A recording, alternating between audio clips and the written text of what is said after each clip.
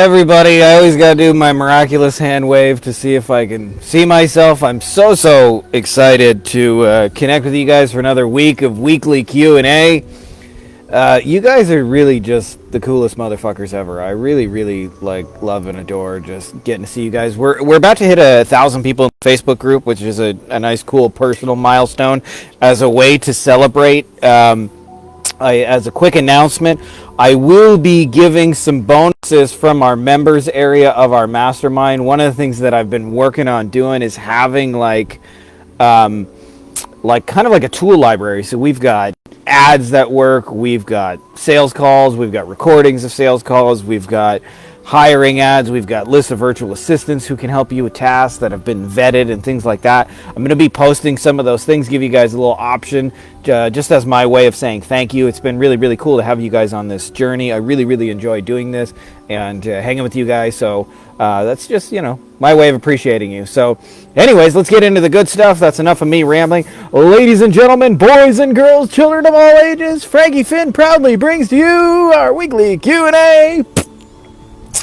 All right, we got our man Aaron up first. I actually was talking to Aaron about this in another group, but I thought this was a question that would benefit a lot of you guys because he's starting to scale, and a lot of you guys are hitting that point. So let's do it. Aaron says, I'm stuck in making a decision and was hoping you guys could help me.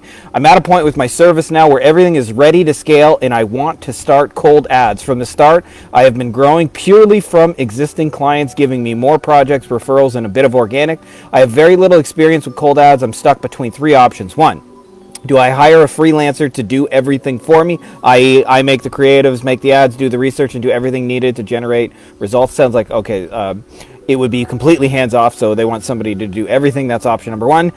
Option number two, I carry out most of the strategy myself, but hire someone to do the creatives, the copywriting, and build the ads. So in this situation, I would be directing everything, but having someone carry out the tasks I want done, and so I don't have to waste a bunch of time doing grunt work.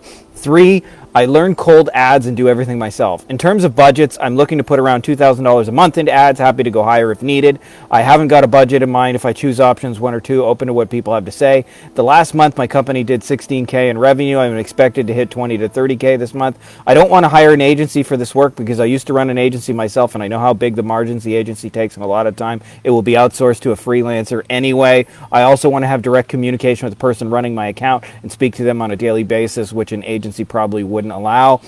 In terms of what my company does, we help companies follow up with the warm leads faster and more often, which means we generate more appointments with the same number of warm leads. So any company generating warm leads, we can help. We also offer our service as white labeled agency. If a lead gen agency is generating a bunch of leads for their clients, but their clients aren't following up properly, lead gen agencies can white label my service to follow up their clients' leads on behalf of making their service more valuable. I'm opening to target agencies or targeting direct marketing companies who need warm follow-up. My main skill set lies in processes, systems, and scaling, which I want to continue to work on, but the biggest missing piece right now is lead generation. I can offer any sort of crazy guarantee if that helps with the marketing. My service works, so happy to do whatever to convince people of that. I'm a big fan of Alex Hormozy. He talks about stacking skills and that you should learn the skills, but I don't want to be the button pusher for long anyway, so hiring someone to do this now makes sense rather than spending a bunch of time learning cold ad skills and then getting someone to do it a couple of months. Anyway, advice would be appreciated. Aaron, that is a serious mouthful of a question. Okay, there's a couple of things that I think would help you to kind of break down in that. The first is, before you even hit play on the paid ads, I can see some issues that will make it very hard to scale. And the simplest thing is, you have a tool which is that you can help these people follow up with warm leads. But if you do not pick a niche and narrow that down and you do a little bit for everybody, you're going to have a hard time scaling that, because what will happen is the system, the messaging, the follow-up will be a little bit different for each person. One of the things that I cracked in my agency, and took me a long time to realize this, is we want to have one service, one deliverable that we give over and over and over. And you'll know you've done this right when you start a job 90% finished before you get the client. You mentioned you got scales and systems. I didn't know this when I first got started, but I would get like 5, 10, 15 clients who I was doing a little bit of custom stuff for. And what happens is you'll end up working like 60, 70, 80 hours a week and having a really hard time hiring people because, usually if you get like a dentist to do this and you get a e-commerce site to do that, it's hard because what ends up happening is they each need something different, and therefore you have to bring somebody in. Usually you're not getting paid $1 million on it, so you have to hire cheap help. So I would tell you, you have this tool that helps people follow up with warm leads. Who could benefit the most from that right now? Like, you've had some clients. Which clients are best kicking ass? I would specialize in that because you'll make your scaling life fuck tons easier, and you'll make your sales message easier because, like, for example, okay, and I've talked at great length about this in some other stuff, but you're essentially saying we have this really cool hammer that helps people follow up. Nobody wants a hammer. They want what can be the result of the hammer is. It's like, nobody wants to buy a hammer because it's got an ergonomic hammer and it's extra long steel. They want a remodeled kitchen where they can make beautiful meals and entertain their guests. They want a finished deck where they can have backyard barbecues. They want a finished birdhouse and their wife smiling, right? So this is going to be really, really key for your scaling effort, because I'll tell you, like, I just had this, I posted this in our private mastermind group as a good reminder. I see a lot of graphic designers struggling to get like $100 projects, $200 projects, right? Because they're selling their hammer as their hammer. And I just saw a post, somebody saying, hey, does anybody do graphic design for best-selling New York Times covers? And I don't know who that is, but they're going to probably get 10 grand every single time they create a cover, because who they're doing it for and that specialty use of the hammer. So what is the best specialty use of your hammer? You'll make your life scaling a whole bunch easier. Secondly, you mentioned something. I don't want to be a button pusher. I feel you, man. I do not like button pushing myself. That tells me if you don't want to be a button pusher, then your probably best bet is to either hire a media buyer or hire someone to push the buttons. I actually, over the years, have written my best ads. I like write them in the backyard or in the sun with a notepad, and then I send them to the person to be able to post them. What's up, Carlos? Man, good seeing you, dude. I love the pictures of you and your wife and your son. That's just amazing. So hiring a button pusher, if that's the thing you hate, like, because this is a thing, like, everybody wants to look at what should be my first hire, and it kind of depends on what is your zone of genius, like, what are the things that you do that produce the revenue that you're really good at, and almost always it falls in one category. You're either really good at the sales and marketing, you're really good at the delivery. If you're really good at the delivery and you really enjoy doing that, then you need help with the sales and marketing. If you're really good at the sales and marketing and delivery is your weak point, then that's where you want to look. It sounds like in your case, like, button pusher is the best thing you can do, and I think having some control on your ads in the beginning will be the best thing you can do. Now, having said that, the third thing that kind of jumps out at me is the biggest thing that'll make cold ads work is your offers. Okay, there's about 4 things if you're running Facebook ads. I mean, all the ad platforms have this in common. Who you target is extremely important. What you offer them, any sort of image or visuals if you got that, and then as well, like, the copy. And it's about 60, 30, and 10 for those factors. And so the first thing I would test in your shoes is get your offer working, because a lot of times people, what's up, Cole, my man? Dude, by the way, you are like Dad of the Year award. I see all the stuff you're posting with your boy. I love seeing that. So that's the thing, is like, if everybody wants to make paid ads about media buying and split testing, blah, blah, blah, and that's cool, but there's a person on the other side of the ad, and if you want to shortcut all of that and not have to create millions of ads and millions of split tests and lots of buttons to push, I've done that, by the way. I've done this situation where you do A/B split testing and you try a gazillion copies, and eventually you do crack it. But I've also done it where you like write one single ad and it kicks ass the first time, and it's way more fun and it's way easier, and that usually comes down to coming up with a great offer. So that's where I'd focus my resource on those 3 things, is narrow down your thing to a niche that you can repeat over and over, like who's going to benefit most from your hammer of being able to follow up at these warm leads quicker. Secondly is, like I mentioned, get a button pusher. That's the first thing I'd hire. And then 3 is like work on your offer, because that's the thing that'll actually move the needle the most right now for you. And then get in front of people and spend some money on some ads, and let me know how it goes. August. Anyone know of someone that has experienced coaching agencies to help them scale to 7 figures? August, you're asking a guy who's done that for quite a few people. Having said that, this is not a shameless self-promotion. I think it depends on what you're looking to do and kind of what your goals are as an agency. I think there's actually quite a few good people. I think there's some bullshit. There's a lot of bullshit in our niche too. But some other good ones that come to mind. Josh Nelson comes to mind. He's the real deal. Jeff Miller, Joel Kaplan are some of the other names that I'm sure there's more that I'm forgetting, but those are just some of the names that jump out at me. Obviously, I do this myself. The thing about it is, like, look at what your like goals are and then see who like best aligns that. So like for me, my way of growing an agency is all about like a lifestyle agency where I don't have to do too much. I don't have to work too hard to keep my clients happy, and that's no meetings, no phone calls, selling through Loom videos, and like having people and systems and things like that. So if that resonates with you, then you might want to talk to us specifically. I got a cool video for you on our mastermind that I'm happy to send you. We're offering a trial, although I think I may be filling my last spot on that today, and you may have to go on the waiting list, but no guarantees on that. I'm happy to send you the info either way. But having said that, like, check them out, see what resonates with you. There's lots of people that can help you do it. The biggest thing that'll help you do it is figuring out where you're getting stuck, and then who has, you know, the kind of tools or system that you'd want to get over that hump. So, you know, it really just depends on you. Stephen, is it possible to run a profitable lead generation campaign for a dryer vent cleaning company on $500 a month? So far, I've been able to generate 11 clicks on 855 impressions with a CPC of $15.57. One click pretty much eats up the daily budget. I'm trying to help a friend out, but not having too much luck myself. I can share any additional information. Any thoughts or ideas would be greatly appreciated. Stephen, it sounds like you're doing Google search and it's pretty expensive. And on a limited budget for something like that, it's probably you're gonna have a hard time making it work. Here's the deal. On Google, if I had to bet money, you're probably targeting people who are already solution aware and know they need like a dryer vent cleaning company. Truth is, like, there's probably not going to be too many of those people. Like, it doesn't sound like a niche that's going to have a ton of search volume. So to me, the question I ask myself, what is the symptom that is the precursor to the dryer vent? Like, it might be that the dryer takes 2 cycles to load, or I mean, I don't know, maybe you dry your stuff and it still ends up wet, or maybe, you know, you've had 2 dryers repaired and it's still the same issue. It's probably your vent. So that, to me, I would take to Facebook ads, and I would call people out with the symptom, because chances are they don't even need their dryer vent. And then the other thing is, I do this in a lot of different niches. The biggest, lowest hanging fruit is they got clients, they got customers, like either referrals or sell them something else, right? Like, if you combine your paid ads with those things, they'll work so much better.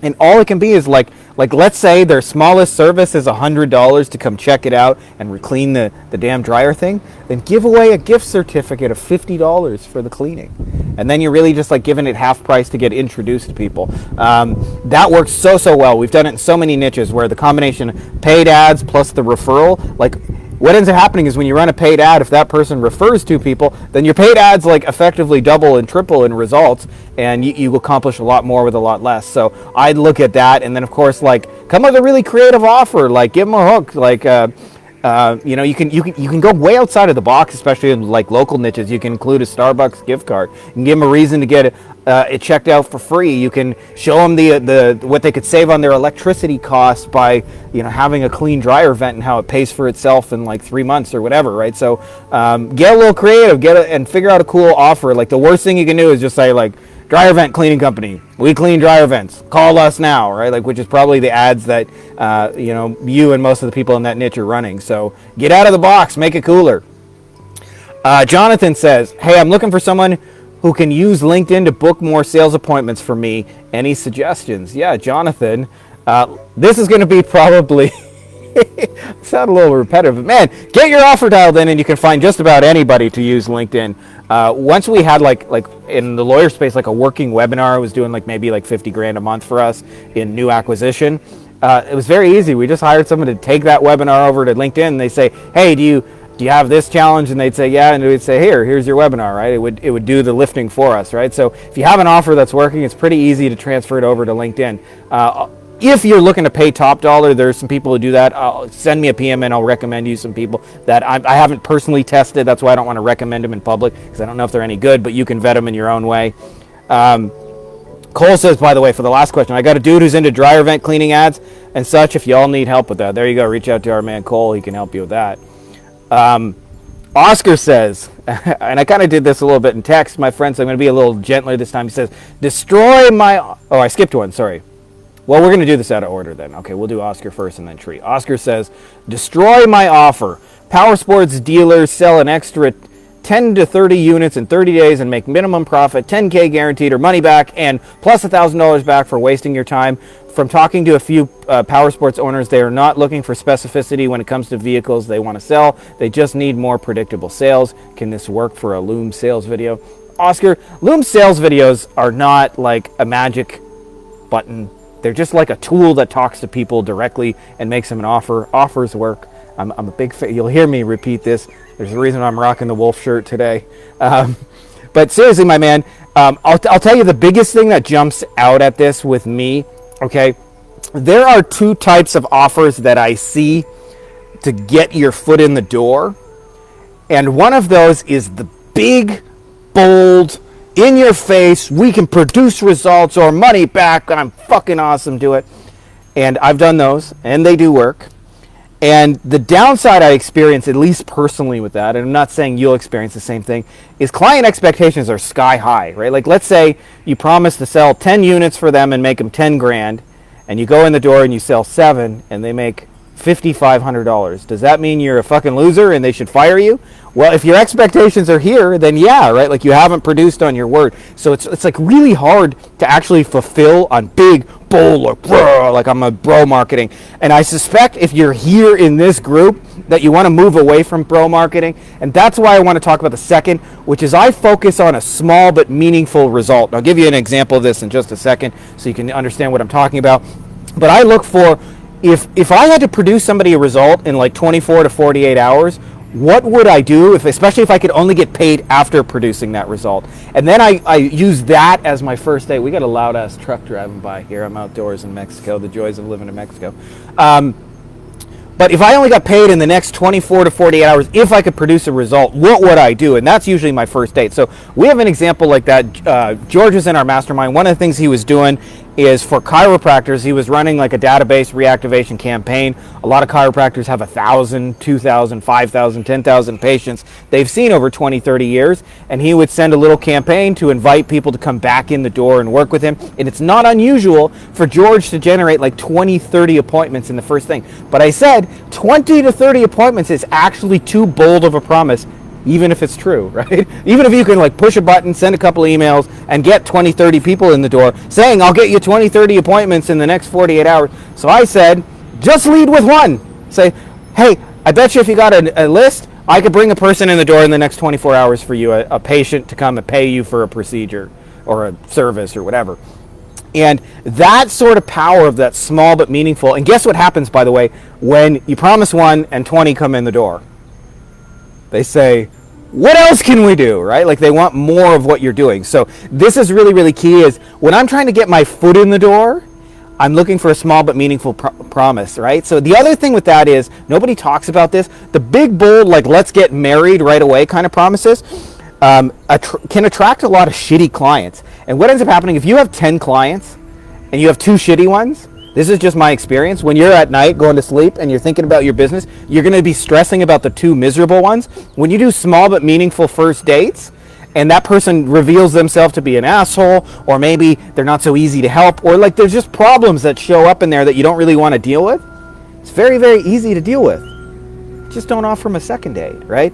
If you go for this like big, bold, like in the next 30 days we're going to rock your fucking world, and or your money back and we'll pay you for wasting your time, you get a lot of those pain in the ass. The other thing is, a lot of the more serious players in the market, their bullshit detector will get hit hard with that. So to me, like, the small but meaningful offer in your case, that rant, is like, pick a unit they got for sale that you think you could sell, and say, hey, I bet you if I put that one on Facebook Marketplace, I could write a really killer ad and get some people to come in and buy it right now. Are you open to selling that unit right now today? And you could do it in a way where, like, hey, I'm not 100% guaranteed it's going to work, but let's try it. You got nothing to lose. You can pay me after the fact, especially if you're new. That's an easy way to get work, is say, like, I'll get paid after the fact. Man, this truck over here is really loud. You might have to go inside.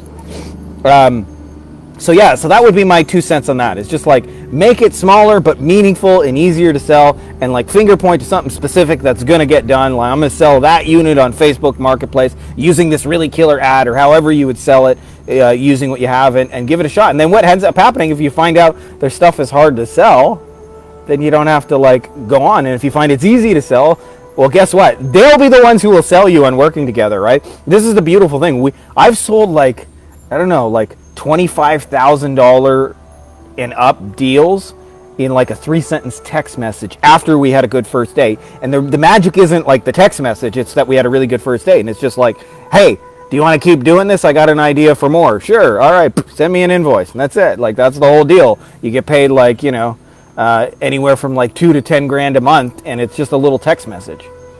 Shri says, curious how, I'm just moving this in my, curious, sorry, let's try that again. Attempt 2, Shri, curious, how are you generating leads and getting clients mostly in 2020? What's bringing you the greatest number of clients? For us, it's YouTube. Shri, I'll tell you, if YouTube's working for you, I would take that further. Having said that, I get to see with our mastermind, I get to see what works across a lot of niches. And there is no one size fits all answer. This is why I tell people when they say, where do I go to get the clients? I say, go where your niche is already. That's the shortest, most simplest, most meaningful answer I can give you. So in the case of like the offline niches, like a lot of like landscapers and roofers and, you know, like general contractors and plumbers and work with my hands type, they're not like super internet savvy people that are hanging out in like, you know, Discord channels and things like that. So if you advertise on Discord, you're never going to find a fucking landscaper, right? So I go to real worldy places, which means like I'll direct mail, I'll call them if I can do in-person meetings. So we see a lot of success with those kind of things. Sometimes, you know, you can still get work with the Facebook ads and the LinkedIn. So I'm not saying those things don't work, even TikTok. But I'll tell you, the most success we have, just going where they are, industry meetings and talks and things like that. Like we just got a guy in our mastermind who was saying like, hey, I'm doing a big industry talk in my niche. He's probably going to sign like 50 clients at his one frickin' talk because he's going exactly where his niche is. They're having their annual conference meeting and he's going to stand up in front of them. Like that's how you do it. You get in front of them, right? So, but does that mean that works in every niche? No, right? Like if I'm trying to reach, like let's say, I don't know, in your case, e-commerce. E-commerce people are hanging out online. They're talking about things like Shopify and Klaviyo and things like that and tools. And so they're much more internet savvy. So we tend to go where they are, like Facebook groups. And obviously you mentioned YouTube, right? Like Facebook ads work, Instagram. Like if they're already building a following on Instagram, they're pretty fucking reachable on Instagram. So you want to go where they go. Now, having said that, I've seen some of your stuff before, Shri. And the thing that really jumped out at me is either you're speaking to a lot of the people that are kind of like broke and starting out the journey, which is like a volume play, but often those people don't make good paid done for you clients. And potentially, I forget what it is, but I think your offer may be an issue where it's getting hard to say yes to because you don't need a ton of volume. Like people always tell me like, how can I get to 100 clients? I'll tell you, I've gone from like 0 to 100 clients by just reaching out to one damn web designer and saying, hey, I'd like to manage your SEO for one of your clients. They give me one, we're happy. Then they give me more and more and more and more. And like suddenly I have 100 fucking clients from just one web designer, right? So like this idea that it has to be this grinding, send thousands of messages and doing things like that. I'm not saying those things don't work either way, but I always look for the simplest, most efficient way. It's probably because I lived in Germany for a way. Germans are like, or for a few years, Germans are obsessed with efficiency. The other thing is like, you mentioned like where are people having the best success. Like it really, really, really depends on the niche. Like I've had like, you know, like with lawyers and stuff, like it's a professional offline niche. So they tend to be a lot on LinkedIn. They spend a lot of time in these industry meetings and things like that. So the things that tend to work the best are things that are geared towards those things. So there's no one size fits all, but go where they go and make a powerful offer. And there's only really two ways you can reach people: organic and paid ads. And once you get your offer working, this is how I do it personally. I'm not saying it's the only way to do it. There's a lot of ways you can be successful. I always test my offer organically, and when it works, then I take it to paid ads and scale it. And that's always been our formula for a long time. And I'll tell you, it's been in my experience, that's the easiest way to like take ads to the next kind of level like that. So yeah, it's organic first. Once you got the offer that's working, scale it with paid stuff. That's the best advice I could give you then. Charlie says, I'm a new agency owner. I have a residential roofing client that I'm doing PPC management for, GMB optimization and reputation management for. They mainly do residential but are interested in trying to pursue more commercial work. How do people adjust their ad strategy to target more commercial work for home services clients? Any tips would be appreciated. Charlie, this is easier than most people make it. And the reason that most people have a hard time getting the high value work is because they don't position for it. They position for the hammer. The hammer is, I'm a roofing company. Okay, so I'll give you an example of this in another niche, and then I'll give you the direct answer. Okay, this just came up. I mentioned this earlier for those of you guys who've been on the call with me this whole time. I posted this in our mastermind group earlier, and it was Anik Singhal, who's somebody I follow a little bit. He's a little, well-known internet marketer, probably famous, if you will, in our little niche. And he said, does anybody know a really good graphic designer who makes New York Times best-selling covers, like book covers? And I thought about it, and I'm like, that's a perfect example, because the hammer in this case is graphic design. Now, if you say, I sell hammers, I sell graphic design, meaning I do websites and banners and flyers and things like that, you're going to be priced between like $5 and $100 for most of the shit you sell, and you're going to have a hard time selling it, and clients are going to nickel and dime you. That's what happens when you sell your hammer as a hammer. If you say, I do graphic design for best-selling authors to make best-selling book covers, I'd be surprised if you could charge less than 10 grand for that and get zero pushback about price. So the way you do that is you position for it. So in your case, it's very, very simple. Bid on commercial keywords. Somebody searches commercial roof, Jacksonville, or wherever your client is located.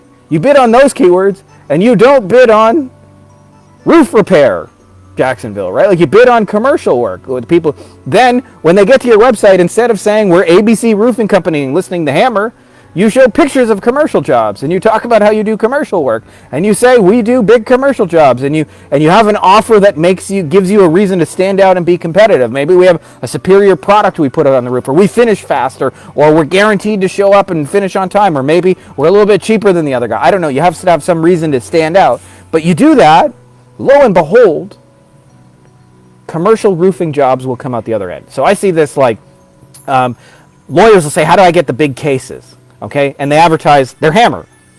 We do personal injury. I'm like, well, what's a big case? Well, they say when somebody's really, really fucking hurt. Then you say, we do personal injury for people who are really, really hurt. Right? Like you position for the kind of stuff you want to get. So in your case, it's like, be clear about who you want, and don't sell the hammer, sell the thing you do for people. Instead of saying I do graphic design, say I do graphic design for best-selling authors. And I make best-selling New York Times covers, right? You do that, you'll get that kind of work. It's kind of amazing. So position it for that kind of work, and you'll get it. Brian says, has anyone gone from not listing prices for their agency services on their website to listing them? If you have, did this spark more inquiries from potential clients? Oh, Brian, this is such a good question. Yeah, I'm about to go on my soapbox, go for a rant. Okay, I am of the opinion that in every single industry in the world, conventional wisdom is wrong. And conventional wisdom in our industry says you do not, for any fucking reason, put prices on your website. One sec. Excuse me on that. The reason why most people do that is because their offers are so generic that if I change the name and the logo and the phone number, 9 out of 10 times, I could not tell the difference between those people. So like, we do SEO, okay? I could change the name of like 2,500 different companies, and it would be the same basic message. And so that is the biggest reason why people don't put prices on their website. What happens, by the way, oftentimes when clients schedule a sales call with you, the biggest thing they actually just want to know is they're just curious to find out how much the damn thing costs. And I'll tell you, always, always, always, always, when you put the price, you will get less inquiries, but better. Meaning the people who are calling you already know how much it costs. So they're almost always like ready to buy it. And so if you believe that this industry ideology that says more appointments equals better, then don't put your prices. Get as many appointments as you can. Get people on the phone who are mildly curious. My experience with that is you get a bunch of people who are kind of like 3 out of 10 about working with you, and they're like, come on, like, convince me, sell me your thing, right? Like, why should I buy your product or service over anyone else? We have our prices very upfront, and I'll tell you, like, I don't get on the phone with anybody. I mean, I don't get on the phone with anybody, but when we used to get on the phone, I stopped getting on the phone with anybody who was like lower than a 7. Like, you had to be at least 7, 8, 9 out of 10 out of working together. And I found that what happened is our sales calls became a lot more collaborative and easier, right? Like, I actually can remember a sales call where somebody said, hey, we just saw your speech. It was the easiest sales call I had in my life. And they said, we don't even know what you guys sell. We just checked out the website and saw the prices, but we want to buy it. Tell us how we can work together, right? Like, Like, there's no convince me. I'm like, okay, well, what are you guys trying to do? What are your goals? Okay, let me show you how this fits into that, right? Like, it's an easy sales call. The sales close in like 10, 15 minutes. Those, if I was to do sales calls still, those would be my kind of sales calls. So the biggest thing that will stop you from putting prices on is that your offer falls in a box and that they can get it anywhere. The best thing you can do is find something unique about it. And sometimes it's just little twists that make it unique. Like, I've worked with a law practice in the past that used to be a client, and their unique hook was, we text you, right? Like every other law firm wants to call you and send you papers and stuff. We just text you everything, boop, right? That's all it takes to be unique. So if you're doing SEO, like, I'll give you an example. It could just be, we do SEO and we text, but I'll give you an example. Like, your methodology could be unique. Like, I asked a guy, like, what do you do different with SEO? And he said, oh, we're all the same. And I said, well, that's not true. In my experience, like, how do you get your clients' results? And he said, well, if I go to a big city like Atlanta, there's so much competition over these big keywords. So I focus on all the little suburbs and all the little communities within, right? Like let's just say there's a community called, I don't know, Tommyville, right? And Tommyville's a little community of 10,000 in an area of Atlanta. Rather than trying to rank for my client keyword Atlanta, I rank for my keyword Tommyville, and we can rank for like 10, 20, 30 of those little areas, and then what ends up happening is we end up getting them tons of traffic from a bunch of little stuff that adds up, and it's so much easier to do. Well, that you can put on a website, and you can put your price, and you can stand out. So the biggest challenge with putting your prices is like stand out. If you're selling something that, like, they have to get into the details to see why you're different, like, put those up front, and what you'll find is you'll get better sales calls. The other thing is conventional wisdom says, like, you want to reveal the price last because only then can they contextualize the value, and they're going to have a heart attack, and you want them to have the heart attack at the end of the phone call, not the beginning. I call bullshit on that. I want people to have a heart attack about the price before we talk, and then understand how they're going to figure it out. And the simplest thing we do, by the way, and I've mentioned this before, is when you list the price is irrelevant irrespective of a value. So you put those two things side by side, and you'll be amazed that you'll get less pushback on your price. Now, this is a little bit hard because a lot of us grew up poor and middle class. And most of us, by the way, who start agencies grew up poor and middle class. So we have poor and middle class values beaten into our head. Example of this, I tell this story often, but it's really true. When I was a kid, we had a handicapped neighbor, and he mostly rode around in a little rascal, but every now and then he could walk for like 20 minutes at a time, and he would mow his lawn. And when my mom would see this, she would either go mow his lawn or have me or my brother go mow his lawn. And he would always try and pay us $20. My mom just refused. Like, taking money was yucky. It was bad. And so we had like poor middle class values, like kind of those things. But I've seen it before. I actually remember seeing an ad, and it said something like, my husband cheated on me, so I'm selling his 911 Porsche for $5,000. The car is in my name, even though it's really his car because it was easier to get the forms filled out. The first person who gets here gets it for $5,000. If you wait too long, I'm going to smash the windows in. Now, for those of you guys who aren't car people, it's a $250,000 car. Now, I'd be willing to bet they had a lineup of people willing to pay for that, and the reason is simple. $5,000 price, $250,000 value, right? So it's a very easy to understand transaction. So what most people do is when they say the price is $5,000, but they don't go, and the value is blank. So like in the case of like when we were doing motorcycle case stuff, I would say it costs $2,500 a month. I think that's what we were charging. Yeah, $2,500 a month. And a motorcycle case is worth $80,000 on average. So if you get just one case, in the entire year of running this, you'll come out ahead, right? Price, value. Put those side by side, and you can comfortably put your price, and it won't seem high, because when it's contextualized by value, like $5,000 is a lot of money until it's put next to a $250,000 car, right? So you want to contextualize those two things together, and then what you'll find is you can put your price in anything, and you don't have to hide behind it. You can say, here's the price, here's the value you're going to get for the price. Simple, right? But not enough people do that because the price feels like a take. And when you put the price and the value together, it feels more like a give, right? Like $5,000, it's a $250,000 car. It feels like you're giving it away. It doesn't feel like you're taking $5,000. So this is a deeper philosoophy on putting your price out there. But if you do those two things, you make your shit unique, and then you contextualize it with value, you can put your price in anything. And what the end result will be is you'll get less appointments, which I don't think is a measure of success. but you'll get more qualified appointments, you'll get more sales out of them, and you'll get easier, happier clients. People will show up more decided to work with you. And real power in that. So I hope that's helpful to you guys. As I just wanted to mention, we are one away from, that's the last question, by the way, we are one away from 1,000 people in a group. I'm going to be doing some giveaways just to thank you guys. You guys have really enriched my life. It's been really cool knowing so many of you guys. And you know what's been amazing actually is how little spam and like wasted talk has been in our group. Like, you know, I've kicked a few people out here and there, but I see other groups and they have way more spam in them. They have way less active people, sometimes groups with 10, 20 times the number of people, and you guys are just such an awesome, amazing community. It's been so cool. Ilka knows, my lady, how much I love you guys, and for that, I'm going to be giving you guys some of the cool tools away in our mastermind member just to help you guys because I love you. So look for that over the next couple of days. I got a couple of things to release on the content schedule. We got some amazing things about SOPs and crushing it. We got a whole library of SOPs so you guys can plug and play virtual assistants on day one and scale stuff like with relative ease and not have to reinvent the wheel on that. So that's what's coming out next. But after that, I'm going to be giving you guys some cool shit. So that's all I got for you guys this week. May the force be with you. I hope this was helpful for you guys. Much love. And if you're watching on YouTube, you're not already subscribed, make sure to subscribe.